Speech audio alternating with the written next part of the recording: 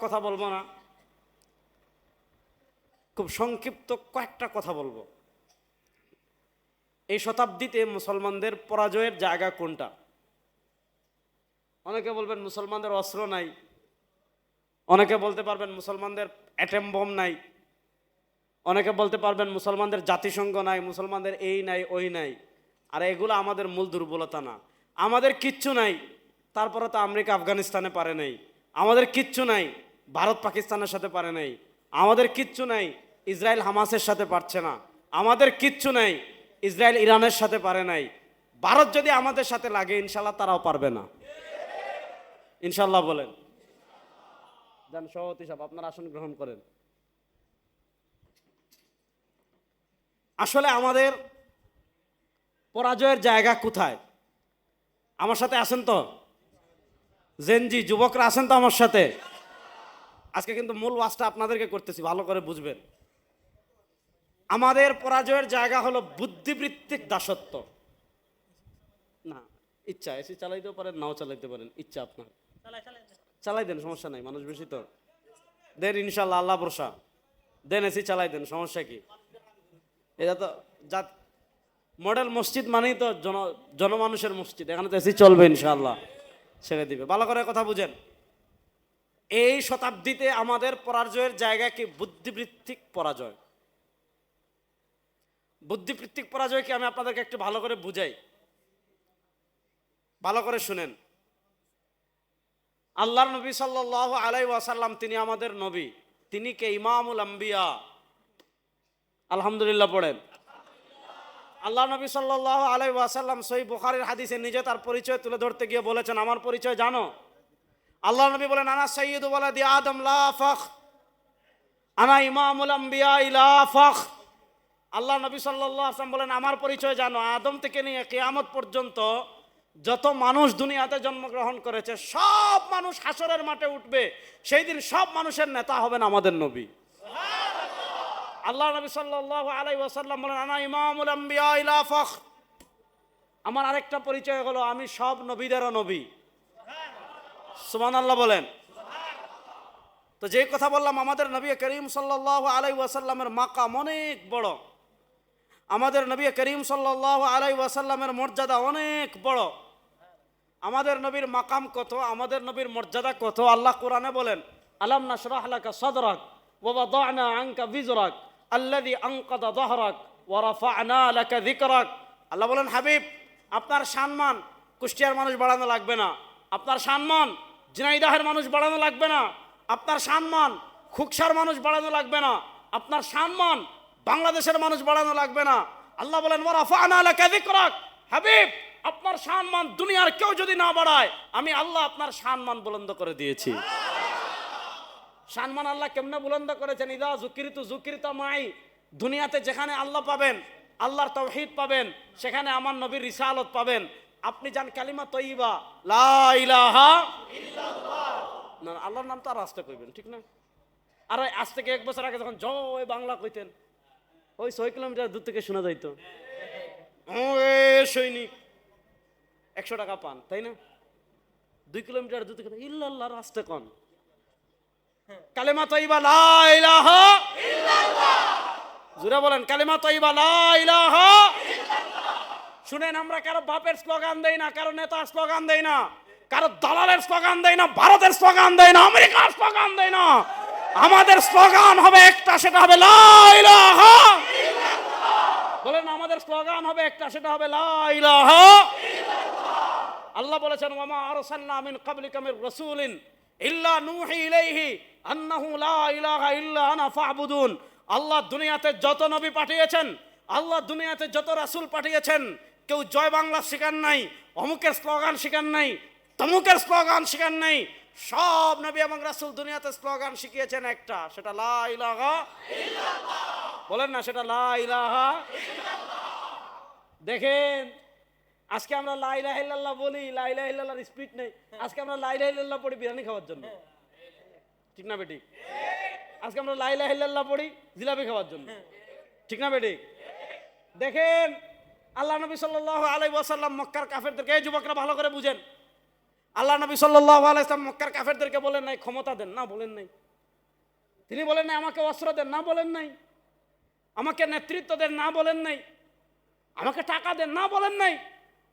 আমাকে সুন্দরী নারী দেন, না বলেন নাই। কি বলেছেন? ইয়া আইয়ুহান নাস কুলু লা ইলাহা ইল্লাল্লাহ তুফলিহুন। এ বনি হাশিম, এ কুরাইশ, এ বনি আব্দে মানাফ, এ সারা দুনিয়ার तमाम মানুষ শোনো, যদি দুনিয়া আখিরাতে সফল কাম হতে যাও, তন্ত্র একটা মন্ত্র একটা, লা ইলাহা ইল্লাল্লাহ। বলে না, তন্ত্র একটা মন্ত্র একটা, লা ইলাহা ইল্লাল্লাহ। প্রশ্ন হইল, আল্লাহ নবী সাল্লাল্লাহু আলাইহি ওয়াসাল্লাম লা ইলাহা ইল্লাল্লাহর কথা যখন বললেন, পুরা আরব তার বিরুদ্ধে কেন দাঁড়িয়েছে? তারা জানে যেখানে লা ইলাহা ইল্লাল্লাহ বিজয়ী হয়ে যাবে, সেখানে লাতের শাসন চলবে না, মানাতের শাসন চলবে না, তাগুতের শাসন চলবে না, ভারতের শাসন চলবে না, আমেরিকার শাসন চলবে না, হাসিনার শাসন চলবে না, মুজিবের শাসন চলবে না, কারো বাপের শাসন চলবে না, কারো নেতার শাসন চলবে না। যেখানে লা ইলাহা ইল্লাল্লাহ বিজয়ী হয়ে যাবে, সেখানে শাসন চলবে একমাত্র কার? বলে না, সেখানে শাসন চলবে একমাত্র কার? এজন্য আপনি মসজিদে বলেন লা ইলাহা ইল্লাল্লাহ, আপনাকে কেউ কিছু কইব না, কইব মাশাআল্লাহ হুজুর হাদিয়া দেন।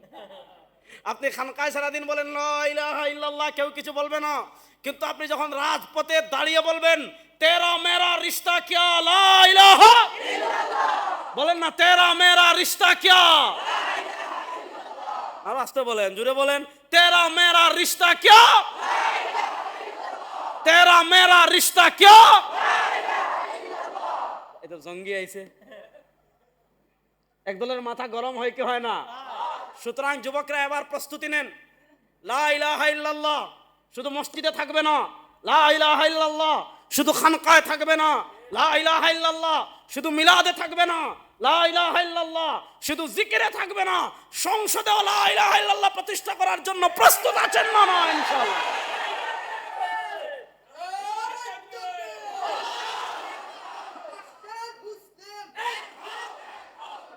শুনেন, আপনি কালিমা তয়্যিবা যাবেন লা ইলাহা ইল্লাল্লাহ, সাথে আমার নবী আছেন না নাই? মুহাম্মাদুর রাসূলুল্লাহ। আপনি কালিমা শাহাদায় যাবেন আশহাদু আল্লা ইলাহা ইল্লাল্লাহ ওয়াহদাহু লা শারীকা লা, সাথে আমার নবী আছেন না নাই?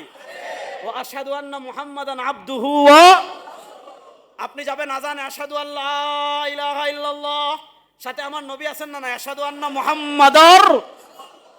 আপনি কবরে যাবেন মার রব্বুক ওয়া মা দীনুক, সাথে আমার নবী আছেন না নাই? ওমান হাযার রাজুলুল্লাযী বুইসা ফীকুম। আরে আপনি যখন হাসরের মাঠে যাবেন, আপনার নেতা হাসরের মাঠে আপনারে মনে রাখবে মিয়া, দুনিয়াতে আপনারে রাইকাতে হেলিকপ্টারে পলায়, ঠিক না বেডি? গত 15 বছর যারা বলতেন অমুক আমার রাজনৈতিক অভিভাবক, হ্যাঁ, আমার প্রিয় রাজনৈতিক অভিভাবক আছে না? গর্তে ঢুকছে নাই, শেষ, কারো খবর নাই। আমাদের নবী কত বড় নেতা, সুবহানাল্লাহ বলেন। কিপটামে করে না, কুষ্টিয়া এদিকে আমার এই প্রথম আসা, কখনো আসি নাই। কারণ এবার যদি ভালো করে আপনারা সাপোর্ট না করেন তাহলে তারা আমু না। ভালো করে বুঝেন, আমার নবী দেখেন আমাদেরকে কত ভালোবাসতেন, সুবহানাল্লাহ বলেন। যাওয়ার আগে বলতেছেন তুই চিন্তা করিস না, চিন্তা করিস না, আমার রক্তমাখা ইসলাম রেখে যাচ্ছি, চিন্তা করিস না, আমার দান শহীদ করা ইসলাম রেখে যাচ্ছি। আনা ফারাতুল লাকুম ইনদাল হাউদি ইয়াউমাল কিয়ামা। রে বেটা শোন, কিয়ামতের দিন তুই পেরেশানি হইস না, হাউজে কাউসারের পারে আসবি, আমি নবী তোদেরকে ফুল নিয়ে অপেক্ষা করতে থাকবো। ইন্না আতাইনাকাল কাউসার ফাসাল্লি লিরাব্বিকা ওয়ানহার ইন্না শানিআকা হুয়াল আবতার। আল্লাহ বলেন হাবিব মন খারাপ করবেন না। মক্কার কাফেরেরা দেখেন, আজকে আমাদেরকে দেখেন, আপনি খানকায় বসে জিকির করেন, আপনাকে কেউ কিছু বলবে না। কিন্তু শায়খে চরমনায়, পিসাব চরমনায় যখন রাজনীতির কথা বলেন, দুর্নীতির বিরুদ্ধে বলেন, দুঃশাসনের বিরুদ্ধে বলেন, চাঁদাবাজের বিরুদ্ধে বলেন, টেন্ডারবাজের বিরুদ্ধে বলেন, ধর্ষকের বিরুদ্ধে বলেন, ভারতের দালালদের বিরুদ্ধে বলেন, একদল বলে না যারা ধর্ম ব্যবসা করে, বলে কি বলে না? একদল বলে আপনি পিসাব খানকায় থাকবেন, মাঠে বের হইছেন কেন, বলে কি বলে না? নবী করিম সাল্লাল্লাহু আলাইহি ওয়াসাল্লাম যখন লাতের ক্ষমতাকে চ্যালেঞ্জ করেছেন, আল্লাহ নবী সাল্লাল্লাহু আলাইহি ওয়াসাল্লাম যখন মানাতের ক্ষমতাকে চ্যালেঞ্জ করেছেন, বলেছেন লাত তোমাদের রব হতে পারে না, মানাত তোমাদের রব হতে পারে না, হুবাল তোমাদের রব হতে পারে না, উজ্জা তোমাদের রব হতে পারে না, তারকা তোমাদের রব হতে পারে না, চন্দ্র তোমাদের রব হতে পারে না, সূর্য তোমাদের রব হতে পারে না, আবু জাহেল উতবা সাহেব আকবর নেতা তোমাদের রব হতে পারে না, কোন সুপার পাওয়ার তোমাদের রব হতে পারে না। রব একমাত্র কে? বড় আস্তে কইলেন। আরে আমার মুজাহিদ ভাইরা জোরে বলেন না, রব একমাত্র কে? কাফেরদের মাথায় বাড়ি পড়ছে, বাড়ি পড়ে নাই। নবী করিম সাল্লাল্লাহু আলাইহি ওয়াসাল্লামের দুষ ত্রুটি তালাশ করে কিছু পায় না, শেষে একটা বাইর করছে কি জানেন? কই মুহাম্মদ সাল্লাল্লাহু আলাইহি ওয়াসাল্লাম আফতার। আফতার মানে নির্বংশ, বলেন নাউজুবিল্লাহ। আচ্ছা বলেন আমার নবীর বংশ আছে না নাই? হুদায় একটা বাইর করছে আফতার। আল্লাহ নবী সাল্লাল্লাহু আলাইহি ওয়াসাল্লামের মনটা বড় খারাপ, কষ্ট পান যে কাফেররা নির্বংশ বলে টিটকারি মারে। আল্লাহ তাআলা তার হাবিবকে কত ভালোবাসতেন, আল্লাহ তাআলা তার হাবিবকে কত মহব্বত করতেন। কাফেররা বলে আফতার, আমার নবী কষ্ট পেয়েছেন। আল্লাহ বলেন ইন্না আতাইনাকাল কাউসার ফাসাল্লি লিরাব্বিকা ওয়ানহার ইন্না শানিআকা হুয়াল আফতার। নবী আপনি মন খারাপ কেন? তারা আপনাকে আফতার বলুক, সমস্যা নাই। ইন্না আতাইনাকাল কাউসার, নবী জান্নাতের হাউজে কাউসার আপনার নামে রেজিস্ট্রেশন করে দিলাম। জানেন এটা আপনার আর আপনার উম্মার। আল্লাহ নবী সাল্লাল্লাহু আলাইহি ওয়াসাল্লাম বলেন ওয়াদাদু কুবিহি মিসলু আদাদিন নুজুম, ওয়াদাদু কুবিহি মিসলু আদাদিন নুজুম। আসমানের তারকা সারা দুনিয়ার মানুষ গুণে শেষ করতে পারবেন না। সরওয়ার দু আলম সাল্লাল্লাহু আলাইহি ওয়াসাল্লাম বলেন আল্লাহ তাআলা আসমানের তারকা সমপরিমাণ গ্লাস হাউজে কাউসারের পারে সাজিয়ে রেখেছেন। কিয়ামতের দিন সরওয়ার দু আলম সাল্লাল্লাহু আলাইহি ওয়াসাল্লাম তার নিজ হাতে আমাদেরকে হাউজে কাউসারের পানি পান করাবেন। আল্লাহ নবীর হাতে হাউজে কাউসারের পানি পান করার জন্য রেডি আছেন তো? দেখি কারা কারা রেডি আছেন ইনশাআল্লাহ। আল্লাহর নবীর হাতে হাউজে কাউসারের পানি পান করতে হলে নবীর আদর্শ মানার প্রয়োজন আছে না নাই? জোরে বলেন। সমস্যা হলো কি জানেন? আমরা নবীর আদর্শ মানি বিরিয়ানি খাওয়ার সময়, হাত নামান যুবকরা ভালো করে বুঝেন। আমরা নবীর আদর্শ মানি সিন্নি খাওয়ার সময়। শুক্রবারে যদি মসজিদে এক সপ্তাহে জিলাপি দে, আরেক সপ্তাহে খিচুড়ি দে, আরেক সপ্তাহে বিরিয়ানি দে, খুশি। গড় কেমনে চলবে? আমার নবীর আদর্শ আছে না নাই? জোরে বলেন, জোরে বলেন। সমাজ কেমনে চলবে? আমার নবীর আদর্শ আছে না নাই? রাজনীতি কেমনে করবেন? এটা নাই। জোরে বলেন। রাষ্ট্র কেমনে চলবে? আছে না নাই? অর্থনীতি কেমনে চলবে? আছে না নাই? বিচার ব্যবস্থা কেমনে চলবে? আছে না নাই?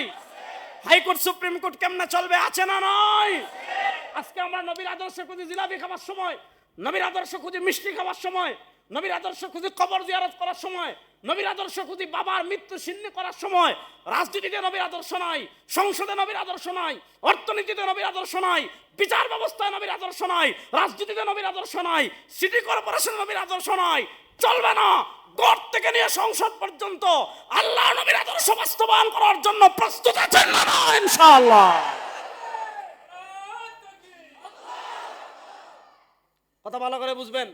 তাহলে নবীর আদর্শ মানা লাগবে কি লাগবে না? হাদিসটা ভালো করে শুনেন, যেহেতু হাদিসটা আসলে পুরোটা পড়ে শুনেই। আল্লাহ নবী সাল্লাল্লাহু আলাইহি ওয়াসাল্লাম যখন বললেন হাউজে কাউসারে আমি তোমাদের জন্য অপেক্ষা করতে থাকবো, বলেন না সুবহানাল্লাহ। এক গ্রাম্য সাহাবী দাঁড়াই গেছেন, সহজ সরল সাহাবী, বলেন ইয়া রাসূলুল্লাহ, আচ্ছা ঠিক আছে মানলাম, আপনি হাউজে কাউসারে আমাদের অপেক্ষা করবেন, খুবই ভালো কথা। কিয়ামতের দিন তো খালি আপনার উম্মাহ উঠবে না, সব নবী তাদের উম্মাহ নিয়ে উঠবেন, ঠিক কিনা? কিয়ামতের দিন সব নবী তাদের উম্মাহ নিয়ে উঠবেন।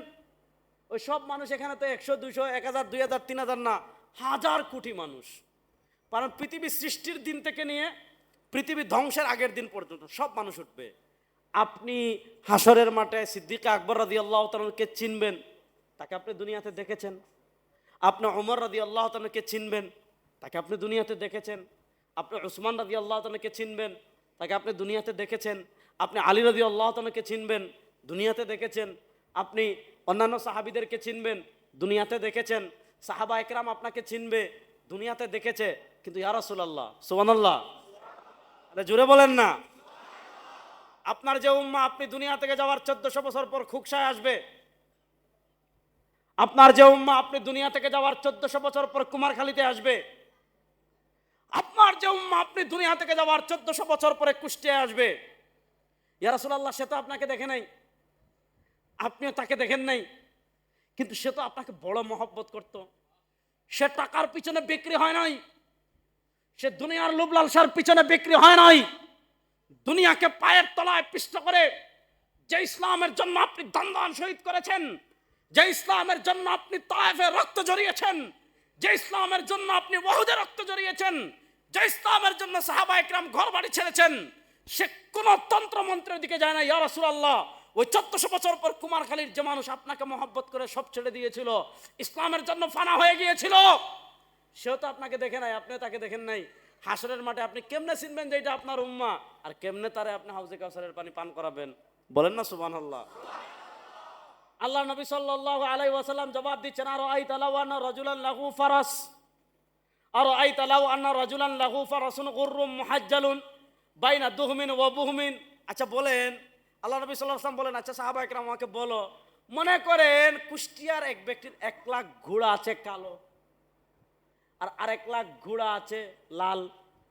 এই 1 লাখ কালো ঘোড়া একটা মাঠে বেঁধে রেখেছে, আর 1 লাখ কালো ঘোড়া আরেকটা মাঠে বেঁধে রেখেছে।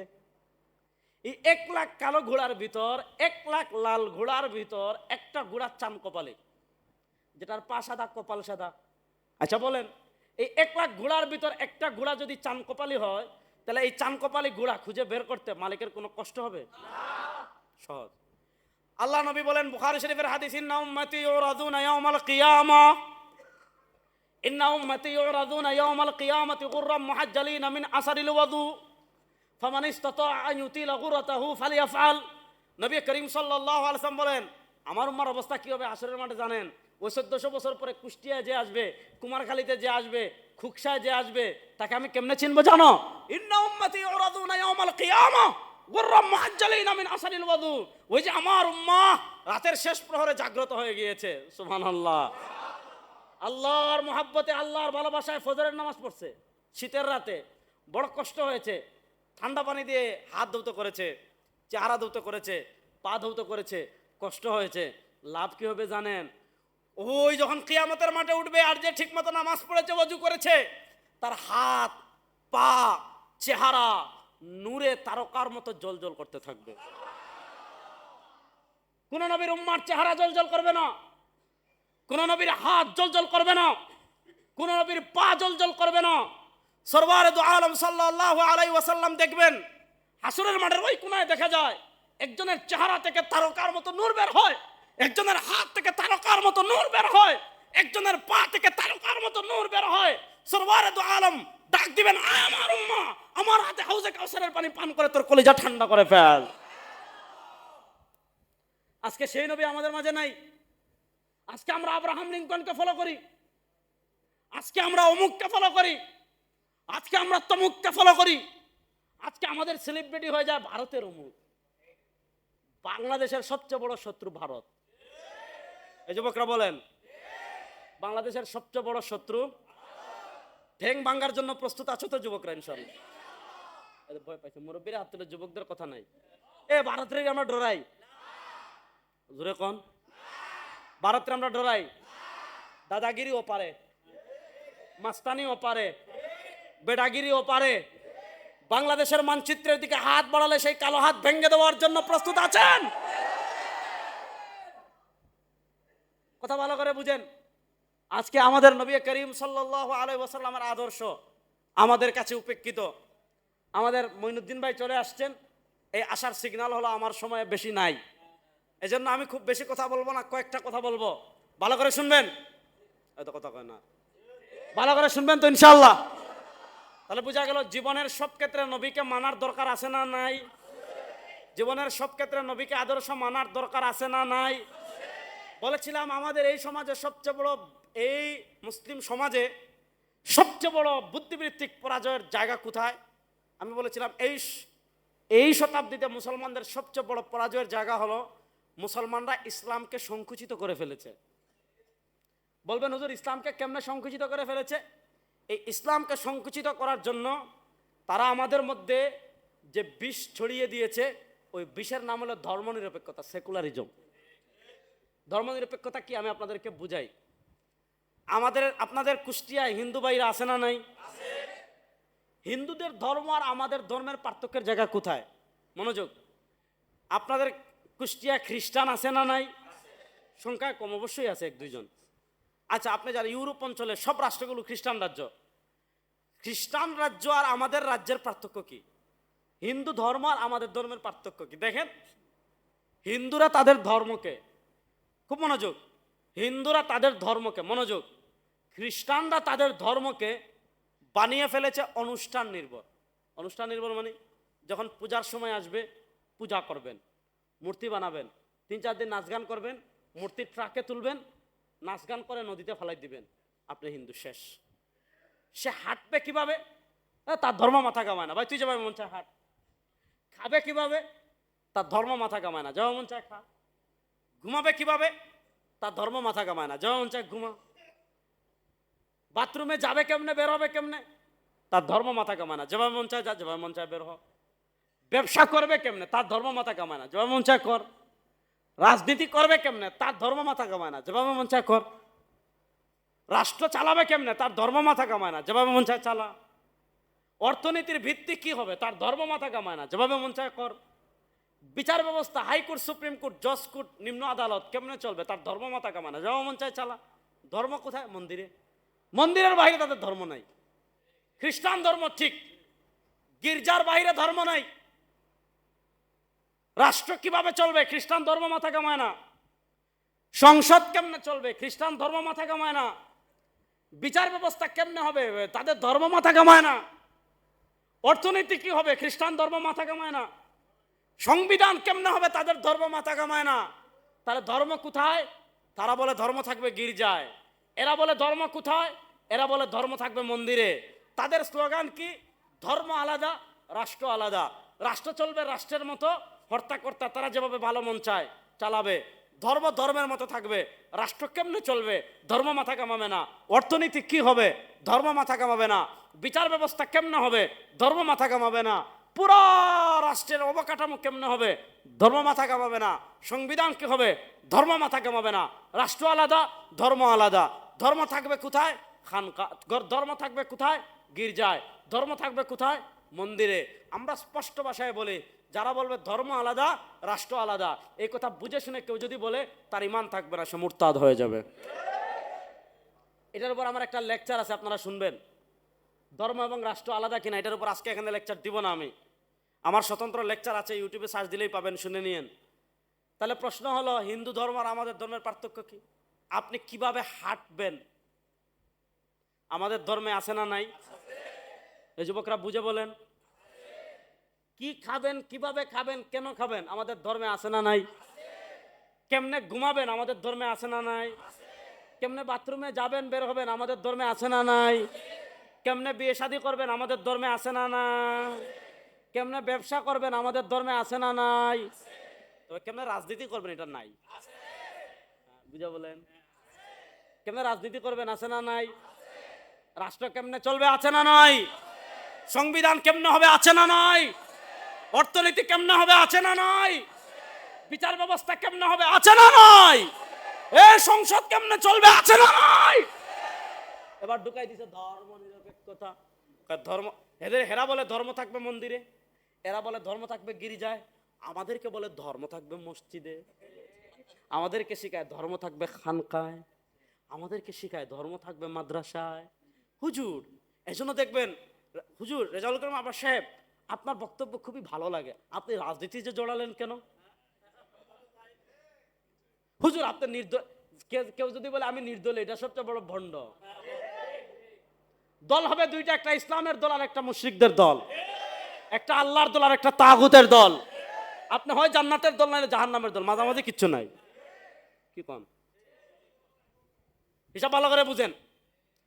আমাদের দেশের মানুষ, হুজুর আপনার লেকচার তো খুবই ভালো লাগে, আপনি কেন রাজনীতিতে জড়ালেন? ইসলামে কি রাজনীতি নাই? রাজনীতি করার কথা কি ইসলামে নাই? তাহলে প্রশ্ন হলো, এই প্রশ্ন কেন করছে? কারণ মাথায় ধর্ম নিরপেক্ষতা ঢুকে গেছে। মাথায় ধর্ম নিরপেক্ষতার বুদ্ধ ঢুকে গেছে। মনে করে ধর্ম শুধু মসজিদে, মনে করে ধর্ম শুধু মাদ্রাসায়, মনে করে ধর্ম শুধু খানকায়। এজন্য আপনি পীড়া কি করেন, আপত্তি নাই। আপনি জিকির করেন, আপত্তি নাই। আপনি লেকচার মানেন, আপত্তি নাই। যখনই আপনি বলবেন দুর্নীতি চলবে না, যখনই আপনি বলবেন চাঁদাবাজি চলবে না, যখনই আপনি বলবেন ধর্ষণ চলবে না, যখনই আপনি বলবেন দেশের টাকা বিদেশে পাচার করা চলবে না, যখনই বলবেন ভারতের দালালি করা করবে না, হুজুর আপনি নামাজ পড়াইবেন, আপনি এগুলা কি কোন? ঠিক না বেঠিক? কারণ মাথায় ধর্ম নিরপেক্ষতার বুক ঢুকে গিয়েছে।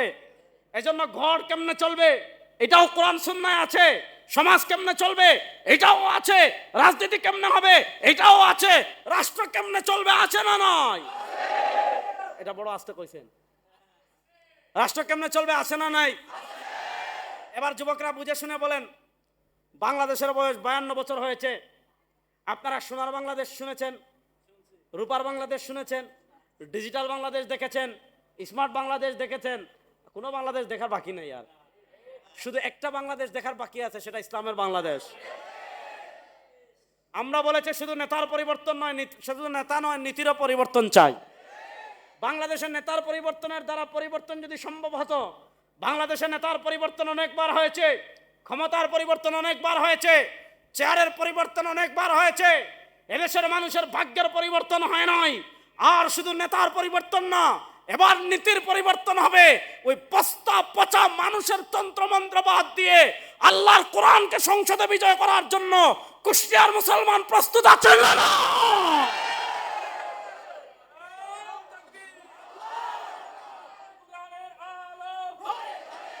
বসেন, এই সমস্যা তো এই জায়গায়।